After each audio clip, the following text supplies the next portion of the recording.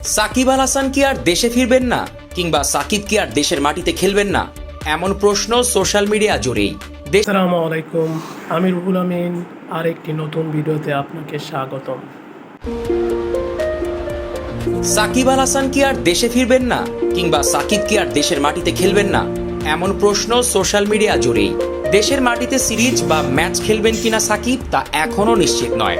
তবে আসন্ন বিপিএল খেলতে বাংলাদেশ আসবেন সাকিব আল হাসান। বাংলাদেশ প্রিমিয়ার লিগ মাঠে গড়ানোর আগ অব্দি সাকিবকে দেশের মাটিতে দেখা যাবে কিনা তা এখনো অনিশ্চিত। তবে নানা সূত্রের খবর, বিপিএল খেলবেন দেশসেরা অলরাউন্ডার। ভিডিওটি ভালো লাগলে একটি লাইক করে। গেল 5ই আগস্ট মহাবিপ্লব ঘটে গেছে বাংলাদেশে। তার কিছুদিন পর চলে অনুশীলন ক্যাম্প। তবে আমেরিকা থেকে আর বাংলাদেশে আসেননি সাকিব। সিরিজ খেলতে সরাসরি পাকিস্তান গিয়েছিলেন নাম্বার 1। এই থেকে শুরু হয় সাকিবকে নিয়ে ট্রল। আওয়ামী লীগের রাজনীতি করায় সাকিব আর দেশে আসবেন না, এমন কথাও ছড়িয়ে পড়ে নেটিজেনদের মধ্যে। প্রথমে মনে হচ্ছিল এগুলো সাকিব বলেই হয়তো সমালোচনা, কিন্তু পাকিস্তান সফর শেষে আবারও বিতর্ক শুরু হয় সাকিবকে নিয়ে।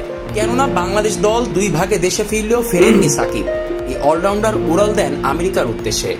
সেখান থেকে আবার যোগ দিয়েছেন কাউন্টি খেলতে, অর্থাৎ দেশের খেলার সাথে থাকছেন কিন্তু দেশে আসছেন না। কাউন্টিতে সারেক ক্রিকেট ক্লাবের হয়ে সোমবার অভিষেক হয় সাকিবের। সেখানে 4 দিনের একটা টেস্ট ম্যাচ খেলেই সাকিব আবার উড়াল দেবেন ভারতে। সাকিবের গেল 2 মাসের যাত্রা কিংবা ভবিষ্যৎ শিডিউলে বাংলাদেশ নেই বললেই চলে। অন্তত এখন অব্দি সেটার নিশ্চয়তা আসেনি।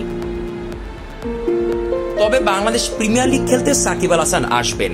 নানা সূত্রের খবর, এই বছর না আসলেও আগামী বছর বিপিএল মাতাতে বাংলাদেশে আসবেন টাইগার অলরাউন্ডার। এদিকে এবছর ঘরের মাঠে সাউথ আফ্রিকা সিরিজও আছে। সাকিবকে অবশ্যই দলে রাখতে চাইবে টিম ম্যানেজমেন্ট, কিন্তু সাকিব কি আসবেন? দেশের মাটিতে কি এবছর খেলবেন নাম্বার 1? নানা প্রশ্ন, নানা সমীকরণ, নানা জটিলতা, সবকিছু সাকিব আল হাসান বলেই হয়তো। দেশের ক্রিকেট ভক্ত হিসেবে আপনার ইচ্ছাটা কি?